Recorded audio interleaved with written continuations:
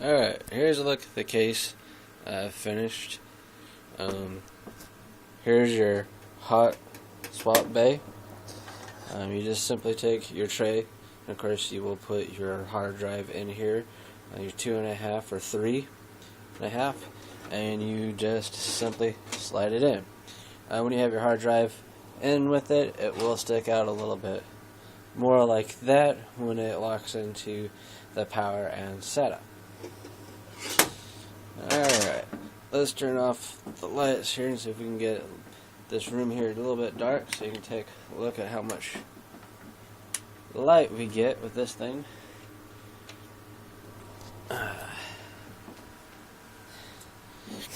As you can see, it has a nice blue effect to it here. We'll take the case off and we'll be able to see inside a little bit better with the fans glowing blue.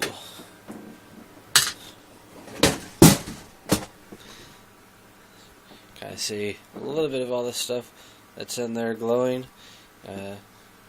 Not too much though, because it's not dark enough. So we'll just turn the lights back on.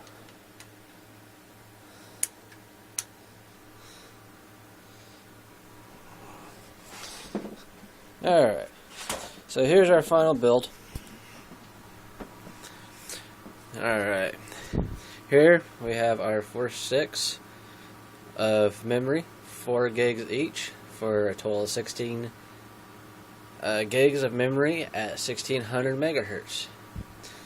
Up here we have our DVD-ROM LightScribe Writer Reader, all bunched into one. Down here, this is where you have your hard drive. It's a 1 terabyte hard drive, and I partition it down to 500 gigs, 507 actually, because it only has a 32 megabyte cache on it, so hopefully that will boost performance for us for what we're looking for. You can see up here you have 2 fans up here, you have 1 fan here, and you got 1 fan down here. And then you can see the glowing blue through here. You have 2 fans up front. Here's your supplemental power supply here, your cooling CPU fan, and then of course down here we have our video card. Right here is your 6 SATA ports right here. And down here you have your power button is the first one, center one's your reset, and your last one here is your OC Gen 2 button. That's for your quick overclocking. Next to your power button here you have your USB. Alright, and then on the other side right here, that is your HD audio plug-in. Over here you have your speaker, little mini speaker that beeps when it boots up to make sure everything's going alright. Then you have your power switch and plugs in for the front of your case right here. Let's see, what else are we missing? Alright, take a look at the front of the case here. We'll just go ahead and pull the front of it off.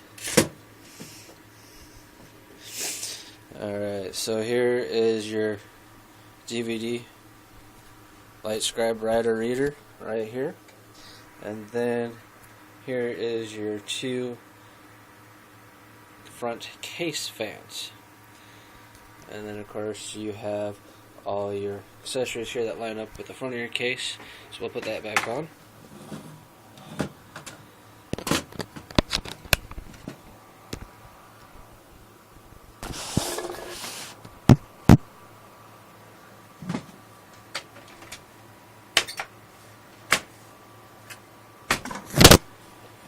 Alright,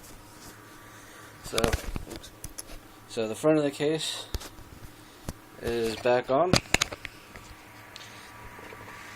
Get some more light. slide on this.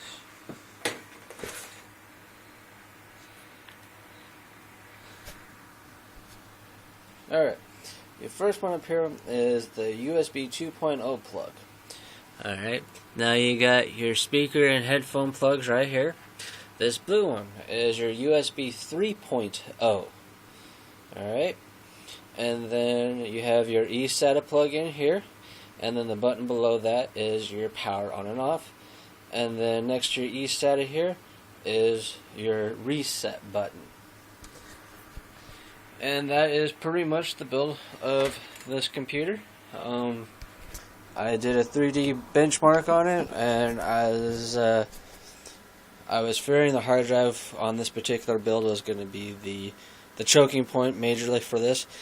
We only scored 15,800 thereabouts on the 3D mark, but still overall not a bad machine, even with a inferior hard drive. So that is your build, and the end of it. Well, have a good time with it.